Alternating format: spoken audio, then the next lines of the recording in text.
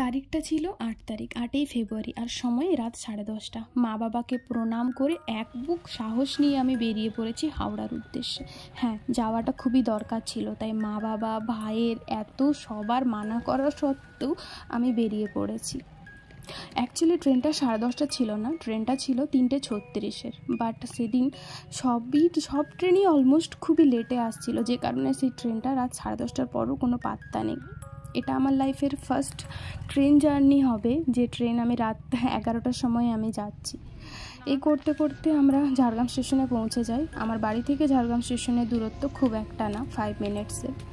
স্টেশনটা এতটাই ফাঁকা ছিল যে বাবা আমাকে বারণ করে যাচ্ছে কন্টিনিউয়াসলি যে তুই যাস না, তুই বারণ করে দে আজকে, যে তুই কালকে ডিউটিটা জয়েন করতে পারবি না, তুই যাস না। আমি বাবাকে বোঝাচ্ছি তখনও পর্যন্ত। ঘড়ির কাঁটায় কটা বাজে, এখনও পর্যন্ত ট্রেনের কোনো বার্তা নেই। অবশেষে অপেক্ষা করতে করতে ট্রেনটা এলো। ট্রেন আসার পরে আমি কম্পার্টমেন্টে উঠে দেখি আমার যে কম্পার্টমেন্টের রিজার্ভেশন করা ছিল সেটাতে খুবই কম লোক, 10 থেকে 12 জন হবে খুব হার্ডলি, এবং তার মধ্যে প্রায় 10 জন মতো খড়গপুরে নেমে যায়।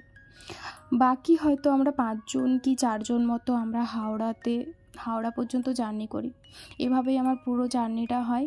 তারপরে আমরা 2:05-এ হাওড়াতে পৌঁছে যাই, আর এভাবেই আমি আমার জার্নিটা কমপ্লিট করি।